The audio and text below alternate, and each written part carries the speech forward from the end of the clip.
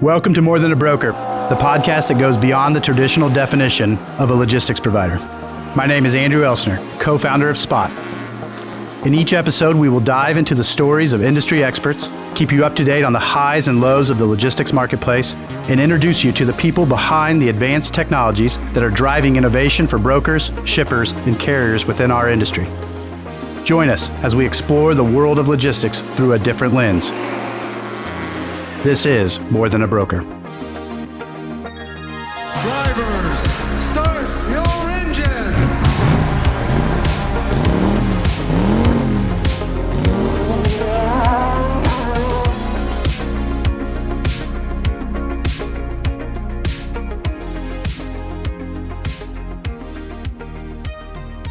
I always like to know how somebody got into freight and said, if you could, walk us through, introduce yourself and how you even got into this world. And Sure. So went to law school to deal in freight. Kreg Helmreich, 24 years ago, I guess, I was looking for a job. I sold a partner in a transportation law firm a camcorder. And unbeknownst to me, he told the other partners in that firm that if I could sell him a camcorder, I could sell a jury anything. So first year of law school, I was pretty close to the top of the class, and I sent resumes out. And I happened to have his business card still, so I sent it to him. Where was the law firm? Here in town in Indianapolis. Okay. How did you start your own law firm? So I did it at that firm for 21 years, did freight charges, cargo claims, collections and transportation, all that kind of stuff, the contracts, the nuts and bolts of transportation law. And during COVID, I realized every single one of my clients was remote. And I was remote. I was in my basement. And I thought, why in the world am I not doing this like my own way? And I didn't know how it would work. You worry that the brand name matters to the clients. And lucky I was right. I think 82 clients came with in the first month and 325 have come with total. So growth. We're scaling up to meet the needs of those clients. That's probably one of the things where you talk about, you've got brand recognition, but you also have all that work that you did, right? With your name behind it as well. That helps. Oh, and you forget about that, right? Like somebody called me up right when I left and they said 10 years ago, you saved me $300,000 with a 10-minute phone call. I didn't remember it. It didn't matter to me. It was just something that I got through and helped them with. And I moved on to the next thing. But for them, it was the most important thing. And the next time they have an issue 10 years later, you get that phone call again. That's a good ROI, 10 minutes. Yeah. Okay. Pretty. I hope I remember to bill it. Kreg, you want to introduce? I'm Kreg Hunter, VP of Operations here at Spot, and get to deal with Kreg Helmreich here quite a bit from time to time, but been with the company for a little over 10 years and have gone through all the different avenues of sales and training and operations and claims and everything kind of in between. So it's been a good experience to see all the different ways that we can talk about claims and talk about the industry. Kreg, what was your first case? Oh, gosh. Do you remember? I remember the Ward's bankruptcy. I came up with some crazy idea to make an argument nobody had ever made, and it worked. And like I had an uncle who was involved in bankruptcy law, the only attorney I knew in my family. He told me my argument was silly and the stupidest thing ever, and I was so proud of that first win. That's interesting. From your seat, I think it's kind of unique in a way because we're a 3PL. We deal with trucking companies, we deal with shippers. You sit in a seat that kind of officiates in a way. If you think about law and transportation back 15 years ago, 20 years ago to today, what are like the biggest changes, things that you see now that you never would have saw 10 years ago that now it's common? Yeah, I think the biggest thing is the difference in contracts. If you look at brokerage contracts from 20 years ago compared to what brokers are being asked to sign now, it's completely different. And that holds true to the other players in the industry too, what carriers have to sign, what shippers, want. And, a lot of people would do stuff on a handshake 20 years ago. There's no handshakes in the US anymore. They're still in Canada. It's crazy the number of deals that get done in Canada with a handshake. Today, no way. No way. I was remembering before we started this, I worked at a place. We did tons of loads. We had no signed contracts. Half the time they didn't even have a rate con. And you think about that, like today, there's no way. I did a 97-page contract, yesterday. And I'm sitting here reading this thing the whole time going like, sure, everybody's heard the name of the shipper that's on this thing, but 97 pages, do we really need all of this? Do we? No, absolutely not. Cover the 5 points that matter. and the rest is servicing the client. How has theft changed your day to day? I mean, it's always been part of it. So I've always been kind of a utility infielder that handles everything that comes up, and especially emergency things. I'm the guy that loves to keep my cell phone on 24 hours a day and just make sure people can get to me. And so theft has always been part of what I do, but never to the extent that we're seeing right now. I mean, it's probably 20 times higher right now. I get a new call about something that's stolen every single day. And it used to be 2 times a month, 4 times a month, definitely not every day. What's the largest claim you've had? Stolen or cargo? Stolen. 21 million. It was 2 truckloads of pharmaceuticals. They were both stolen. The contract had $250,000 of cargo exposure in it. And so the client paid right away to the claimant, the amount in the contract. And the claimant had shipper's interest insurance for the rest, the other 20.5 million. And so the shipper's interest insurance company came after us for the rest, saying the contract was invalid. Took 2 years, and we ultimately won the case, and the contract amount held up. Can you walk through with that? Some of the people probably don't know shipper's interest insurance and how that actually works. For sure. It's a very important thing. I wish more people knew about it. It's the biggest tool people can use that isn't being used a lot right now. It's the biggest tool people can use, from whether they're on the shipper side, whether they're on the broker side, to cover risk. It's a policy of insurance that covers the cargo basically for all risk. And there's always exceptions to everything. But it's a pretty good breadth of coverage that protects cargo in transit. It can be issued to the shipper. Sometimes brokers have programs that they can help facilitate the issuance of it for a shipper. But basically, shipper's interest would give your shipper the chance to protect their own goods. And then they don't have to make it part of a contract with the broker. Or if they're dealing directly with a carrier, they don't have to worry about what a carrier's tariff might say in it. They can protect their goods for whatever amount they want to. In a case like that, if a broker and a shipper don't have a contract, they never agreed to anything. They tendered them and said, "Here, pick this load up." They didn't tell them the value. The freight's gone, gets stolen, and the shipper has shipper interest. What % of the time does the insurance company come after the broker? I would say it used to be 50% of the time. Now it's down to about 10% of the time, because the shipper's interest, the insurance companies have lost enough of these cases that they've realized brokers don't have cargo claim liability without a contract that says that they do. And it's black letter law. It's consistent everywhere in the United States. Carmack Amendment makes a motor carrier liable for the change in value to the goods during transportation, but it doesn't make a broker liable for it. And so a broker, if they're going to pick up liability, either has acted like a motor carrier, and we've all seen C.H. Robinson get in trouble for that, where their advertising materials and other things said, we have 10,000 trucks, and made no distinction between what they were doing and what a carrier does, or by contract. Those are the 2 ways a broker gets cargo claim liability. I think the statement on how they're presenting themselves as a freight broker, and I think this is something that people just starting out in the industry, right? It's an interesting topic because from a sales standpoint, they're going to get that rejection all the time of we're not bringing on any brokers. So there's this thought that, well, maybe if they thought I was a carrier, they might work with us or whatever. But really the biggest thing in all this is being clear, upfront, and direct that I'm working for a brokerage. We're going to move this via brokerage. And it's not to go down that path of them thinking that you've got your truck. That's absolutely right. The more you can explain to your customer that we're a non-asset based operation, that we don't have trucks, but you're operating as the transportation department. I'm old. And so I think back to Sears having 2 floors of the Sears Tower being a transportation department. They were their own broker from those 2 floors. Now that's all been outsourced, and companies like you guys are doing that and we're not putting the cat back in the bag, right? Sears is never going to fill 2 floors of a giant building with a transportation department anymore. So brokers serve a very necessary role in the industry, and we should be proud of that. We should be telling people this is what we do, and we do what these departments used to do. And there's no need to pretend like we have trucks to make that point. Back to the case. What was the name of that CH case? Was it Schramm? Yeah, Schramm, yeah. In today's place, do courts say we act as an agency, or where have the judgments been? Because to me, it was we dispatch the trucks. We ask the drivers to call in. We're connecting to the ELD device. They're connecting to our app. We have fines on paperwork that say, hey, if you're late, you could face this, or this. What's the risk of that? Certainly there's risk, but it's kind of a 100-factor analysis, not a 3-factor analysis. And you'd have to be pretty far down that road to have significant risk of being found to be a carrier. The marketing material for most good brokers holds you out as a broker from right on the website, right from day one.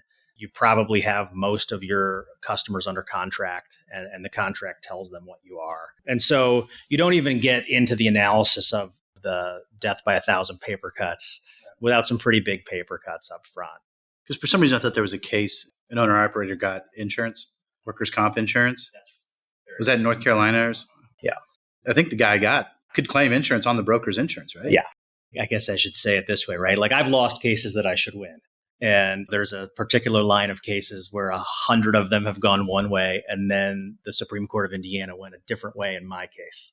And so we're all at risk of a bad decision by a good court. And when you think about it, I've watched the video from that particular case 30 times going like, what word could I have changed? How could I have made this point, a little more forcefully? And in the 20 minutes you have to argue it, plus whatever time they spend reading the briefs, they're going to get it wrong some of the time. And I think that's what happened in North Carolina. I think that's what happened in my case. So I tell clients 9 times out of 10, you could kind of predict how something's going to go if you have the right facts and kind of the right situation. But you always need to save 10% for the court just getting it. And that, unfortunately, it's just our judicial system's great, but it's still a limited amount of time for a finite number of people to make a decision. I think a lot of people talk about the word Carmack and act like they know what it is. I guess for everybody, what the hell is Carmack? Yeah. And why was it created, I guess, and how is it applied in today's world? It's a federal statute, 49 U.S.C. 14706. That's the part of Carmack that deals with surface transportation by motor carrier. And it basically says the motor carrier is responsible for the change in value of the goods that are transported in interstate commerce while they're in the motor carrier's possession. So you say change in value. If anything happens, motor carrier is responsible for it. There are some common law exceptions to it. And so if the loss is completely caused by act of God, act of the shipper, act of war, inherent vice of the goods, and so it's like steel rusts. And so if steel rusts and it only rusted because steel rusts, then the motor carrier is off the hook. Or act of God, if a tornado hits the shipment and you couldn't have known that there was going to be a tornado there, then the carrier is not liable for it. But every other instance, the carrier is liable for whatever happens to the goods in transit. And the interesting thing is kind of as you parse those defenses, people will use them a lot. And they don't work very often at all. Because for instance, act of God, it has to be 100% of the cause of the accident. Or people will say, if they use the old case law, they'll say the motor carrier has to be free from negligence. In an act of God, let's talk about a factual situation. If Superstorm Sandy happens and everybody and their brother drives towards it, even though it's been predicted for 10 days, the motor carrier is not going to be able to say it was free from negligence. There's a huge storm coming and they're driving trucks towards it. And so when those trucks are damaged by a superstorm, the plaintiff's attorneys are going to be able to say, you can't use this act of God defense. You knew this predicted weather event was coming and you drove right into it. So those defenses just really don't work because the motor carrier isn't usually in a position to be able to say, I'm 100% free from fault here. Now, what do carriers get out of Carmack? They get predictability. The whole reason that it was enacted was the laws were all over the place in every state. So you wouldn't know whether Kentucky versus Indiana versus Massachusetts was going to come down a certain way because it was different everywhere. And so we got uniformity of law. And so motor carriers aren't subject to state law claims for damages, like treble damages and attorney fees for conversion is an option in Indiana. If somebody takes your goods and converts them in Indiana, you can get 3 times the damages plus attorney fees. And so an inexperienced shipper that sues a motor carrier will oftentimes do it under state law and say, I want 3 times my damages plus attorney fee. Doesn't work. It's preempted completely. Carmack takes it, and we're dealing with just the change in value to the goods. You've got an element of that, of like your example on steel rusting, because that's what it does, right? Yep. But you also have, isn't there an element from your negligence comment with the driver? Let's say that tarping was required. Absolutely correct. And they don't tarp it, right? They can't take that point, right? That's right. Yeah. You have steel rust or ice melts are my 2 favorite inherent vice examples. But if the customer orders a service that would have protected against that, like tarping or like a temperature controlled reefer unit, then they've ordered a service that would protect against the inherent vice. And if they don't get it, or if it's not provided the way they've asked for, then the motor carrier is still on the hook, even though the damage is technically caused by an inherent vice. And so if you don't have a reefer trailer set below freezing and you have an ice sculpture, you can't use inherent vice anymore. Is there anything in CarMac, if you're a broker or a shipper, you should be aware of for the common person? Yeah, I think, one thing I wish everybody knew, nobody gets attorney fees under CarMac. There are 2 cases out of Oklahoma, out of all the thousands of CarMac cases, that have awarded attorney fees. And every single other case has said, no, the federal statute does not give you attorney fees in a CarMac case.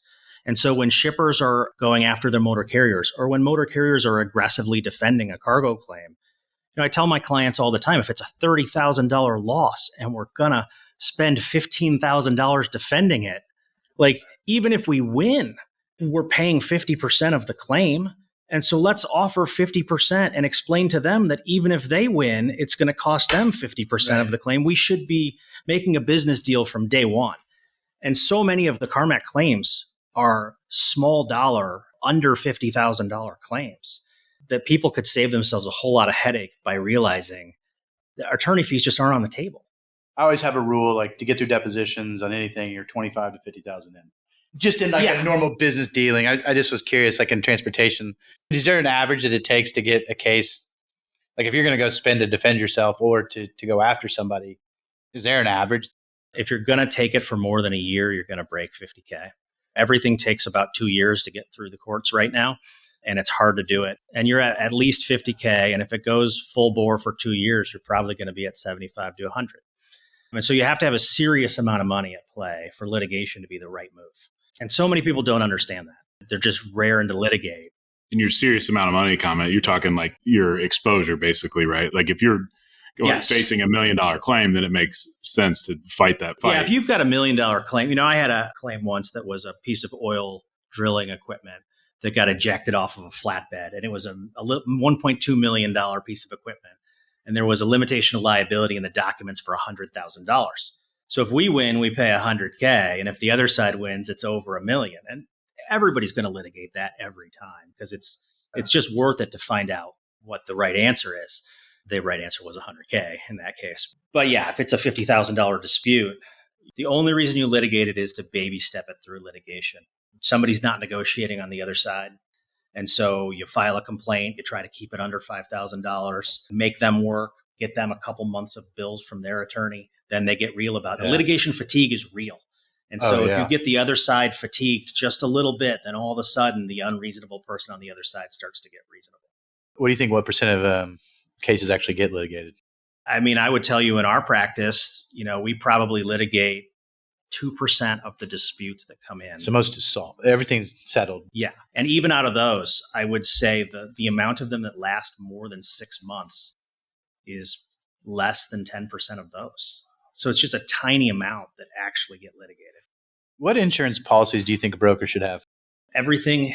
And you should keep watching it because it keeps changing. Because if talk about things that have changed in 25 years. Man. I mean, the available insurance, we didn't have any products on the market at the beginning. The cargo was junk. Yeah, it was this follow the form policy that would just track the motor carrier's insurance. That's it. Yeah. We'd spend $20,000 to $50,000 in the early days on cargo insurance. It was a completely limited illusory liability cargo. Nothing was there. Yeah. Only if the carrier went out of business. Yeah, the insurance carrier went out of business. Yes. Yeah. Yes. And I collected one time on one of those policies because the insurance company went out of business. That's huge. And the rest of it, it was just a joke. It was terrible. And now you have actual creative policies being written for broker liability, I guess is what I call them. Yeah. Because, we still call them contingent cargo, but really I have flashbacks to the old days I call it contingent cargo.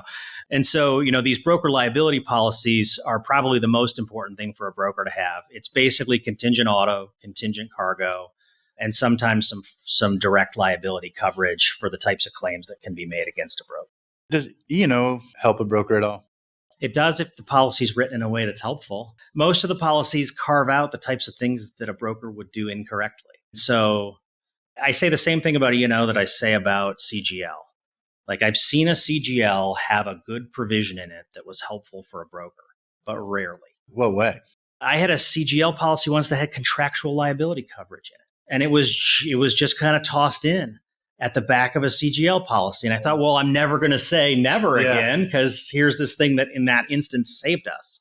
But for the most part, a CGL, shippers want it. They want brokers to have it, but We're required. Yeah. With umbrellas. Yeah. If you think about a carrier's exceptions or exclusions on their policies, to say that it's a low to alcohol, is there anything brokers can do to protect themselves? In the process, we send over, somebody monitors the insurance policy for us to make sure it's active, but a lot of them have exclusions. Yeah, all of them. All of them do. And so we're dealing with some of these small fleets that have exclusions. Is there anything you can do? And does E&O help in any of that? Because we could go call the insurance company. I mean, do we have a right to call and get that sheet from them? It depends on the contract, whether we have a right or not. If we've been added as an additional insured or but on a cargo policy, not usually. We're just a cert holder. Yeah. But and so in some cases, we're usually using another party that's going to be listed as a cert holder. Yeah. So you usually can't see the exclusions. When I was a very young attorney, I used to give a lot of impractical advice. And so I used to tell clients like, well, you should get the policy and read it. Somebody told me we used to do that for about 3 months. Yeah. And it's the thing to do, right? If you have infinite time and you can trust the carriers to send you the entire policy, but it ends up being this administrative nightmare that you just can't. And you got to read it and maintain it. Yeah. Other than doing that, I like to keep notes about what insurance companies are doing what. When one of my favorite insurance companies a couple of years ago started putting in a pharmaceutical exclusion, I started telling my clients, hey, watch out, because this policy that we've said is great for years has just added a exclusion on pharmaceuticals. So the clients that were paying attention to that didn't get caught out, by that. And like we all have software, right, that we can use to kind of capture which carriers we use for what things.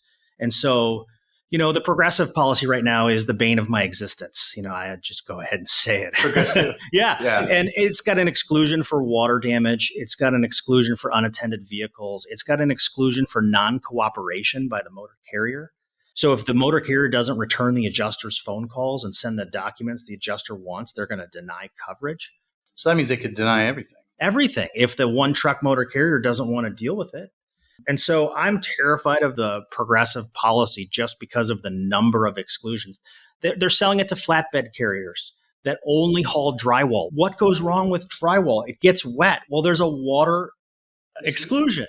And so it's never going to provide coverage to that carrier segment that they're selling that policy to. So I tell my brokers, like, you need to kind of at least learn from every mistake we make. When we run into an exclusion, if we can kind of keep track of, this policy has this exclusion in it and it bit us, now let's try to tell our internal team, let's not load any more flatbed carriers where water would be a problem. If we have a tarping requirement on flatbeds, we don't want Progressive on those loads. Now, what we found out at various brokers is some broker clients of ours have 30% of their carriers have Progressive because it's the cheapest policy on the market. Others have said, okay, well, I only have 7%, so it's not that big of a deal. But because that policy is the least expensive policy in the marketplace, I think the percentage is going up on the number of carriers that have Progressive. It's scary. That's one of our biggest exposure points as a broker is insurance policies at the carrier level and the exclusions in those policies and things that we could do. If you're already segregating shipments by high value versus low value, maybe the first thing people put in their TMS as I'm going to use these carriers on high value and I'm going to use these carriers on low value. If you're already doing that kind of thing, maybe there's an interesting way to say, okay, well, we're only going to load the insurance companies that typically pay our claims. Even not knowing what exclusions are in there, if carrier A, B, and C from insurance is decent to work with, then maybe you kind of watch for those on the carriers. That's probably been the biggest thing I've learned.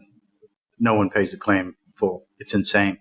That's a common misconception, too, by everybody in the industry. Is like, well, it's the saying of that's what insurance is for. That's why insurance is there. And it's anytime there's something that happens outside of an accident, like an accident is typically there's coverage, but we've seen ones where, yes, there was an accident, but then you also have to prove that the commodity was damaged or like that it was damaged significantly, and they'll come back and say, hey, well, we'll offer a settlement because it wasn't totally damaged.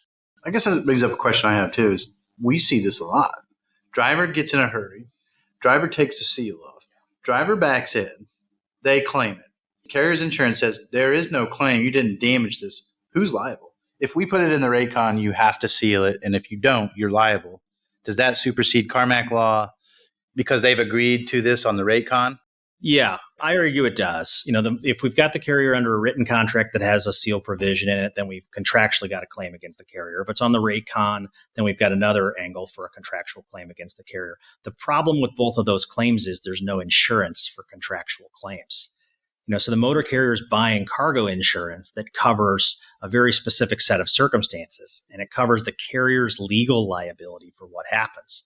So insurance looks at those cargo provisions on the rate con or in a standalone contract and says, I don't pay for contractual expansions of the motor carrier's legal liability. So contractual expansion. So you're saying if you write something in the contract, that's an expansion and the motor carrier owes it liability to you because they've agreed to it. So they owe it to you.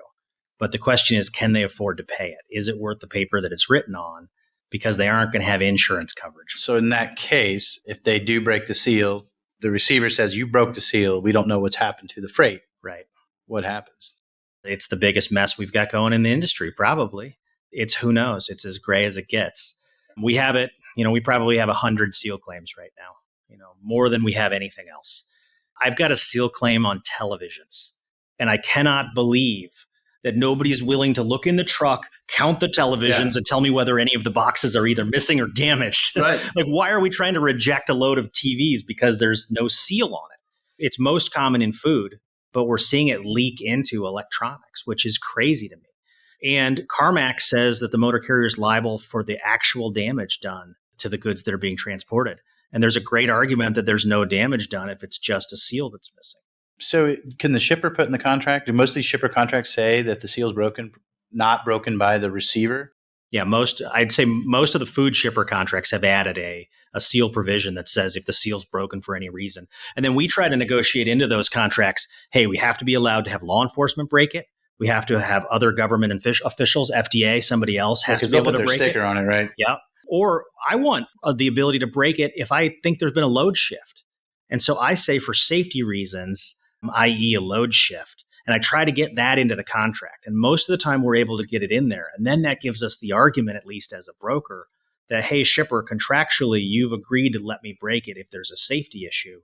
And then I try to describe every broken seal as a safety issue. But if not, and you have a $40,000 load and the driver we hired did it, is the broker liable? Because they signed a contract. Yeah, if the broker signs a contract with the customer that says it is, sure. And then they're going to say, pay it or we're not going to ship with you. And then you have to go sue the motor carrier whose insurance is going to say no.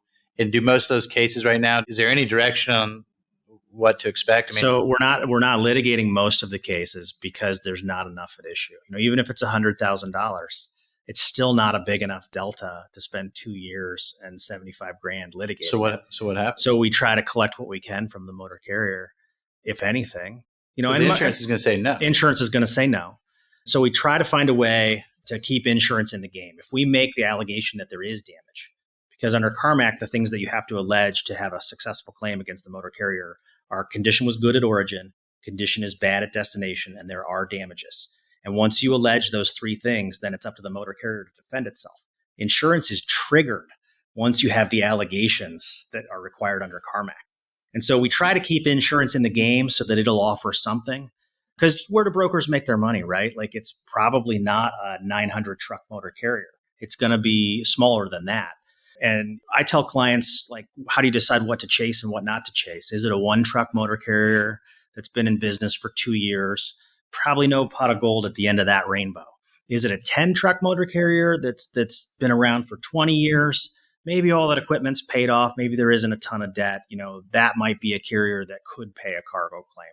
But you kind of have to think about what kind of actual assets does the motor carrier have, and are they collectible? And that goes back to the whole argument of the situation of, the shipper claims it. And even to your point, the shipper's going to say, you have to pay us or we're not going to ship with you anymore, right? Even if you're not contractually liable to do that, the shipper could still take that position. So you still have to come back to that business choice of, all right, there were no damages. The seal was removed on the property. We'll try to educate and communicate this to the shipper as much as possible. But ultimately, you've got to make the decision of, do we pay it and try to recoup from your one or two truck operation example that insurance isn't going to come into play?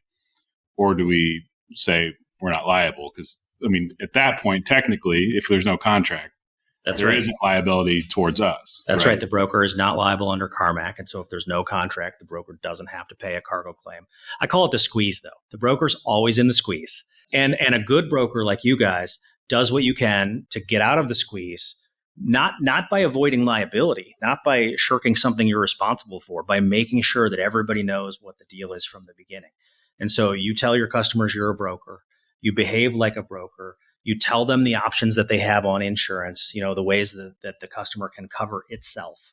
You tell it what to expect from the carriers that you're going to contract with by trying to put in your shipper-sided contract terms that are going to match your carrier-sided contract. And by going back to back with those contracts and by ensuring your risk for whatever portion of it you decide to take on, you've now protected the customer. And this is the thing I'm explaining to shippers all the time. Like, a shipper should be terrified if a broker signs a contract for unlimited liability with unlimited indemnification. But no, most of those contracts say that, though. They do. Most of them say that. And then I go back to those same shippers and say, the people you want to do business with are like us, like my clients, who have insurance that backs an exact amount of risk. And so, shipper, you shouldn't be afraid of the fact that this contract has a $100,000 per truckload limitation of liability in it, because we're buying insurance to back that exact same number and protecting you by what we're doing. And then all the other things that you do to protect the customer.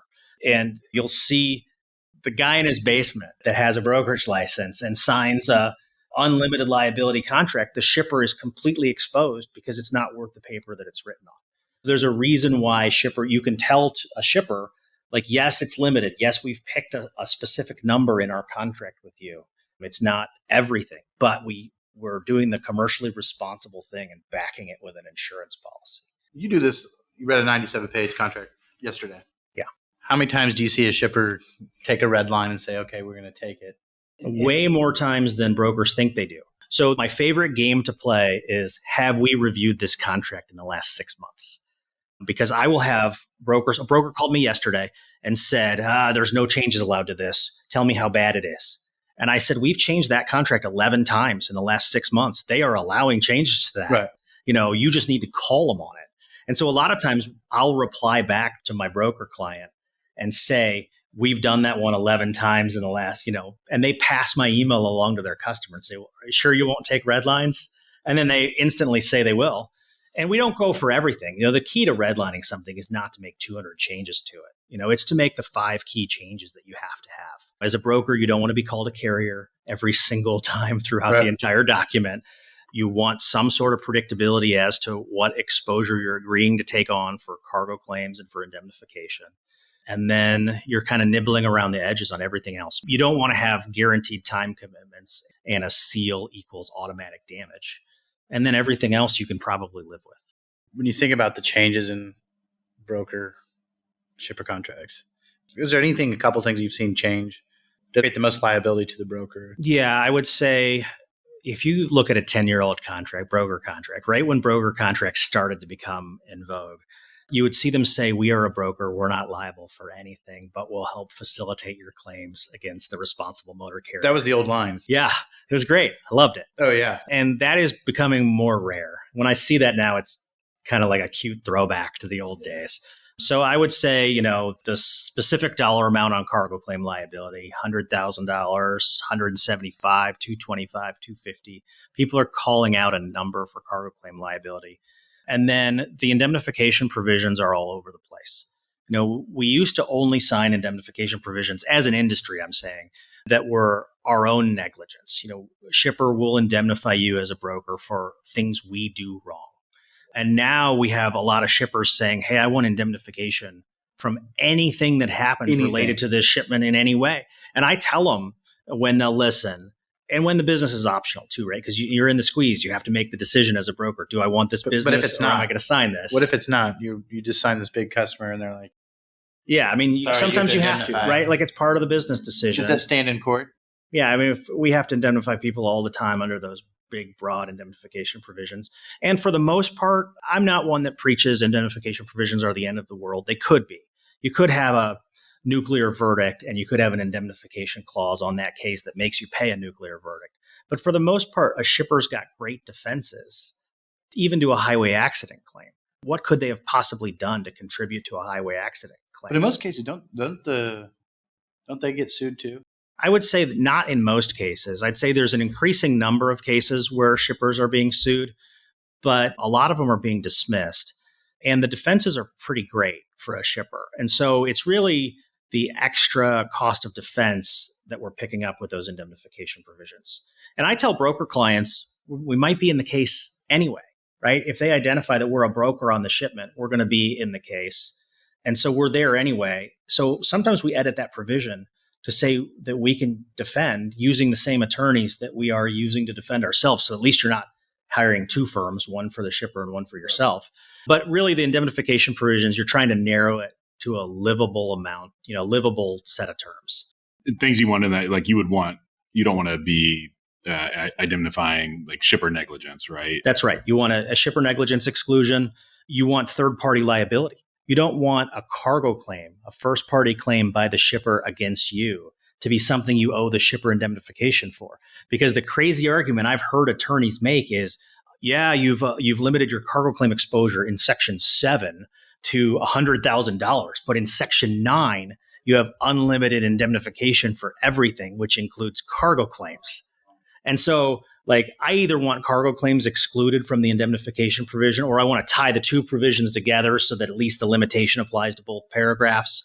So those are kind of the top, I want third-party liability only, not first-party. And you'll be surprised. A lot of our broker clients, their first pass with a shipper is to put a dollar amount in that provision. They just say, hey, I can live with anything up to this amount. Whether that amount is 1 million, 5 million, whatever number that they, it's just so they know it's not company closing kind of money. It hurts. It's very painful if it were to ever happen, but at least there's a number that's set.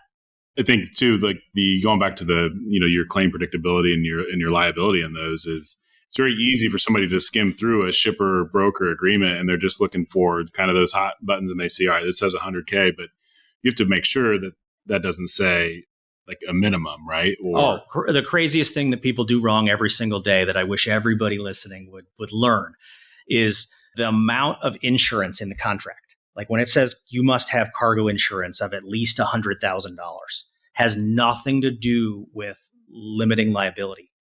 The case law is super clear that a provision that says you have to have cargo insurance of $100,000, if there's a separate provision that says you're liable for cargo claims in the amount that were damaged, the $100,000 is not a cap on the liability. It's the amount of damage, right? Is what you're responsible for, because it's just that $100,000 of cargo is just a provision agreeing to provide a certain amount of insurance, which is different to agreeing to a limitation of liability. The FMCSA does not require cargo insurance. Right. It went away. When I started, I'm so old, when I started practicing it, you had to have $5,000 of cargo insurance as a motor carrier. And then it went to zero, which I thought was crazy because at least with $5,000, you were required to have something. But now it's just auto liability, right? Yeah. Auto liability is or workers' comp in the states that require right. And it's only $7. I think the required amount is $750 from the FMCSA. Yeah, right? Except under certain circumstances, it bumps up to $1 million and $5 million for hazmat. But what the craziest thing is, though, there's a lot of freight that's moving across the country where the declared value, and I guess I'd like to back up. So for people, the declared value, there's two different things here. There's what they would sell for, and there's the actual value. There are 100 different values. So what's the value that's acceptable in courts? Because if I say I have a machine that I would have sold it on the retail for $5 million, you damaged and ruined it, the actual cost to build it was $3 million. But then some people will say all our time and money that went into making it, you owe us for that too. So my favorite way to deal with it is with a contract. And my favorite way to deal with anything is with a contract, right? Because you get out in front of it, define what we're all agreeing to, and kind of know what our risk is and define it. But under Carmack, you're responsible for the change in value, and courts measure it however they want to measure it. The change in value. The change in value to the goods. Some of the cases will say retail value is appropriate if you've lost a sale. And so if the shipper had the goods sold and the shipment's completely destroyed. Let me make it the easy scenario. And so they lose the sale. They can't fulfill that sale. So it makes kind of sense that what are the damages in that instance? What puts them in the same position as if it didn't happen? But what if it's just a delay in time of the sale? The sale's not dead. You can still make another one. Then the argument is, or even let's just say this. Let's say that you have enough in the warehouse. The shipper has enough in the warehouse to have a replacement shipment. The case law is pretty good on the point that if you can replace it out of inventory, and then the motor carrier only owes for the cost to make more to refill the inventory. Because you gave the claimant destination value or retail value on a claim that they could save out of inventory, they'd be making two sales. And Right. Carmack case law is very clear. They're not entitled to a windfall because there was a cargo claim. They're entitled to be put back in the same position as if it didn't happen. If I'm a shipper and I think this happens all the time. All the time, every day. Scary to me, like the brokerage market. I was talking to Kevin Hill last week, and pre-pandemic, there was about 17,000 registered motor carriers. Post-pandemic, there were 20-some thousand, and most of them these medium, small brokerages that really don't, not discrediting what they do, but they may not have the same software or maintain records the same. But I guess my fear is there's a lot of shippers that move freight that's over 100,000. No one tells how much it is, declares the value. Is there any liability to a shipper to declare value? No responsibility whatsoever. So you can just ship something and say it's... Yeah, and motor carriers call me. I got a call once. It was the day before Easter, a handful of years ago. Motor carrier calls and says there was a shipment that said miscellaneous commodities. And it was every Schedule 1 pharmaceutical that McKesson Industries sold at the time. On a single truckload, it was $52 million in the truckload. And the motor carrier had no idea that there was $52 million in pharmaceuticals because McKesson was being cute on the bill of lading and describing it in a way that wouldn't lead to opioids or whatever it was being stolen. And that's what a lot of them are doing, though. Yeah. There's almost no ability to say in court, I didn't know what was in there. Because the case law has been very clear over the years. Motor carrier is on the hook, even if it has no idea what it's moving or what the value of what it's moving is. The exception... Yeah. So, on that one in particular, luckily we found a contract that nobody knew existed and the number came down considerably. But the motor carrier would have been on the hook for the whole thing and was just able to limit it because they'd covered off the risk years earlier in a contract.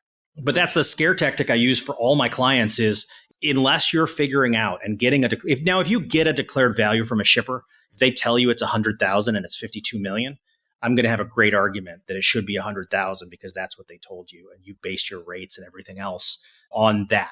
But if you don't ask, and most people don't ask. No, a lot of people don't ask. Yeah, almost everybody. So then it kind of is, do we trust? It says miscellaneous metals or it says scrap metal and ends up being like copper tubing. How many times have I seen scrap metal on a BOL and it's copper tubing that's brand new? I've talked to several shippers that have said recently that they purposely don't tell you declared value, purposely keep it low so that, and a lot of them have their own shipper's interest policies. But And I think that's an element of you talk of the environment of the seals, but also like part of this is an element of the cargo theft trends and everything like that, right? Like they may have made a decision, cargo theft's on the rise. We don't want to tell anybody that this is a multi-million-dollar shipment or whatever. We don't want more people knowing. They may feel like gives more exposure, but I think there's some truth to that, but there's also a balance in like it's the partners that you select, right? And it changes. I think it changes the course of the entire interaction. If everybody's on the same page, like this is a targeted commodity, this is a high value. There's extra provisions, et cetera, extra steps that need to be taken. Yeah, absolutely. how much theft are you seeing now? More than ever. Just 10 to 20 times what we've ever seen, and creative ways. Oh man, it's nuts. I had, almost 25 years of doing this. I'd never seen a fake shipper before until the last year. Now there's a proliferation of fake shippers. What are they, warehouses? I don't know what they are. My favorite example is I was talking with a broker client about a terrible claim, and they wanted to change the subject and said, "Hey, let me tell you about something good that's happening over here." I said, "Oh, great. Let's talk about something good for once." And they said, "We just landed Taco Bell." And I said, "Oh, moving what?" And I was thinking of a case I had years and years ago that was spoiled meat in Mexico, because it's funny to me. It was Taco Bell meat on the side of the road for 7 hours, 110 degree heat. And the call that came into me was, how long can I How long can this be unrefrigerated before it goes bad? And so I was just going to make a joke about my old Taco Bell cargo claim. And my broker client says ramen noodles. They're moving ramen noodles. And I said, BS. Name one Taco Bell product that has a ramen noodle in it. You're not dealing with Taco Bell. How did you get this customer? And they said, well, it came in through info@broker.com. And I said, do Fortune 100 companies usually contact you? Or do you spend years trying to get into the door to talk to them? Like, people are so hungry for work right now, hungry enough to think that Taco Bell is moving ramen noodles. And so you have to watch out for those things. Like, is this a shipper that even moves this commodity? Or is this the kind of the fake broker scam has been around forever, right? Where they impersonate a broker and they grab loads off of a load board. Well, they've all figured out, right, that one good way to give loads to somebody that will actually start to move it is to pretend you're the shipper. Grab it off of a load board the same way they've been doing, pretend you're the shipper, introduce yourself to the broker, and then they've got the contact the whole way and can redirect that thing wherever they want to. This is a big change. You keep asking about changes and I keep thinking of more and more. We used to say brokers didn't used to like to tell shippers who was coming in to pick up the freight. No, right? Rule. Yeah, we protected that information like it was gold. Now I want my shippers to know who's coming in. For sure. I want them to be vetting it to make sure it's the same person coming in. Verifying the name on the side of the truck and verifying all that stuff. We've started sending a lot to API or EDI over that truck name. I think the interesting thing in the fake customers is everything moves so quick. Like they can run the whole gambit and have a fake customer, and then the fake shipments are being picked up by a fake carrier. Nothing's actually happening, but now all of a sudden that fake carrier is building up a bunch of payables, and then the broker or whoever in the middle is building up a bunch of receivables from this fake customer. But in most cases, your customer terms are going to be longer than the carrier terms, and so that's a risk point, right, where you pay out to this fake carrier, then all of a sudden that customer doesn't pay you. It's worse for this in the squeeze because we have somebody that fraudulently took the load. I even think that sometimes now there's people at the warehouse that are in on this. Like, there's some shipments that you would have to know what this product is because on the tender, there's nothing there. Like, and why is that load targeted? And I think sometimes they sit on the warehouse. So sometimes I don't think the warehouse is in on it, but if the warehouse is only shipping candy or gift cards or video, dating myself, video games don't even get sold in a physical format anymore. But, if VHS. they can sit on the commodity, or the pharmaceutical places, that's what they found out was actually happening, is thieves were sitting on the facility because the only thing that came out was pharmaceuticals. And you didn't know which pharmaceutical was going to come out of it. But if it came out of these plants in Parsippany, New Jersey, then it was going to be pharma. And so the theft rings just kind of figured out, we'll sit on these, we'll follow the driver till he stops and leaves the truck running, while he goes in to take a pee at a rest stop, and break the window with a hammer and drive away with the whole thing and spray paint it down the road. Or, that was the old one. But now the only way we've been catching these fake shippers is you catch the Taco Bell ramen noodle thing, or you have your shipper asking the driver, where are you headed to? Because a lot of times the fake shipper has already redirected it because they're lazy when they've given it to the carrier that they've selected for the load. And so if the shipper asks where it's going to before they turn the paperwork over and they say the wrong place, then you've kind of got another red flag to watch for in addition to the carrier name.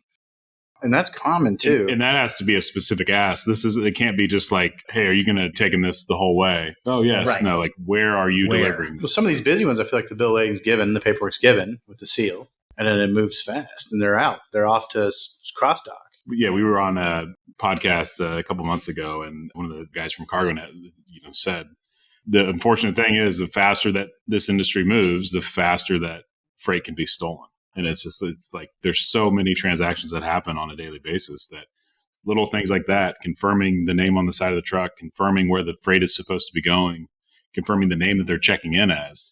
Is there anything that brokers or shippers, carriers, asset-based carriers can do to protect themselves from theft? I mean, is it just purely cargo insurance?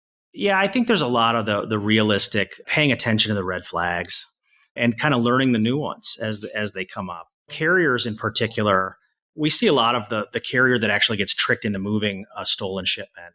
We end up seeing a lot of those carriers, our bigger brokers have that carrier under contract and have a relationship with them. And so we get to talk to that carrier a little bit more than usual after something goes wrong. And you find out they deliver to, how many times is it going to be an empty Kmart parking lot? before the carriers figure out that they shouldn't be delivering truckload shipments to U-Hauls that are in an empty Kmart parking lot. And so the carriers can kind of watch out for suspicious instructions like that.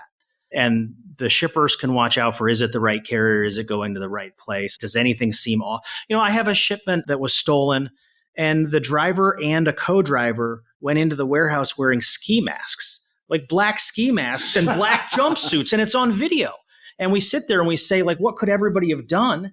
And somebody said, hey, what's up with the outfits? And the guy said, COVID. And I mean, it's cute, but like maybe we don't load people that are in ski masks. Yeah. And on that particular one, the name of the motor carrier was duct taped on a piece of white copy paper to the side of the truck. And so we had 2 red flags we should have watched out for. And so some of the stuff you can't catch. Some of this theft has gotten so complicated. I've had a couple motor carriers that have had their actual email hacked, their Microsoft 365 account. And so the email's coming from inside the motor carrier at the correct address. And when that happens, when the thieves are in there, it's really, how are you going to catch it? You need some other red flag to catch that one. But I've also had ABC brokerage with a dash between ABC and brokerage. And brokerage has an extra S or 2 at the end of, It's identical. It's crazy. Yeah. Is the MCS 150 form, I guess for a lot of people, to me, I've spent a lot of time looking at it, but is it really even worth a damn? I mean, is there anything? No, it's not. It's not. Isn't it It's self-reporting. It's never checked. So who monitors? Nobody, right? And you end up using the other tools that you have available to you as a good broker, where you use third-party software and you use third-party programs to try to identify, how many trucks have we seen this carrier moving? How many times have they been inspected? And you use all of those kind of ancillary data points to kind of see how big the fleet is and whether they're reliable. But people can put whatever number they want to on the MCS 150, and they do. And it's just unfortunate. I wish FMCSA, hopefully they're listening, I wish they'd take a more active role. I had a broker that was being impersonated a couple weeks ago, and it was a clear case of impersonation. Somebody registered the Inc. instead of the LLC for the name of the broker with the FMCSA, got a brokerage, got their authority. It's the same name. Same name. The only difference is the 3 letters that come after the name. And then they started using my client's address and logo on rate cons that looked like my client's rate con. And I sent it to the FMCSA and I said, hey, I know you don't usually get involved in these, but maybe this is enough that like we can turn off the authority for this. And they said the only thing they're looking at is what's been filed with them. And what's been filed with them is name of broker, Inc. And it's got a different address in a different state. So there's nothing you can do from an FMCSA perspective. And so then what can we do? File suit then, right? You could, if you could find somebody. They're probably in another country. They're probably just using it to make it look like you. And then they're going to have carriers and factoring companies and all the other players in the industry, that think that it's whomever that broker is. And so then you start reporting it to the carrier sure and highway and the other third-party vendors that are out there and say, if you see it with Inc. instead of LLC, it's not us. And argument's really good that we're not responsible for that and that we don't have any liability for it, but it's still, there's a commercial cost to all of those phone calls and to shippers and carriers that you deal with being fooled by it. Yeah, there's a trust element that comes into that too. Yeah, there absolutely is. Association with your the company name. It's a Wild West. It's the craziest thing I've ever. It is, and there has to be a way for FMCSA to have some role in protecting against the most obvious cases of fraud. I mean, it's pretty scary actually today. So what's next for Helmreich Law? I don't know. Keep doing what we're doing. Keep answering the phone. Keep talking to the clients we love. There's 4 of us now. We're always looking at opportunities there, as people hit the market. We're 100% remote. And so it enables us to kind of grab people that fits what they're trying to do a little better. So I think there'll be some opportunities for talent acquisition. You guys do a great job for us. Thanks. We love working with you guys. It's fun. Yeah, it's always good to obviously sit down and speak with you, and also to work with you and the team. You guys definitely do a great job, and hopefully we don't let the cat out of the bag. So then you stop answering our calls now after this. Yeah, that's right. Yeah. Yeah, that's the beauty of the system that we've set up. We have no insurance clients. We never have conflict based on insurance. That was always a problem. It's a huge problem. And we have 7 shippers that we represent, but those 7 shippers each have a brokerage or a motor carrier operation. And I did so much work for them in my old life that there's no way I can be against them anyway. And so like in this limited space, we have some shippers and we do have some we're probably 75% brokers, 25% carriers. So sometimes we have the broker and the carrier on an issue. But for the most part, we've had 7 conflicts in 3 years.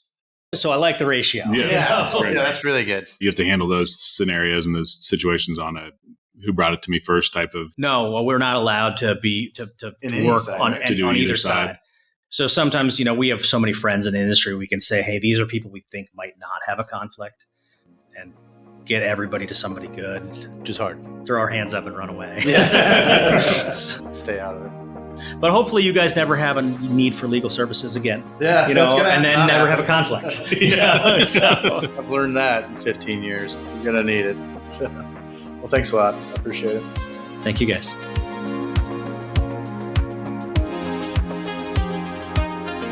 And that's a wrap for More Than a Broker.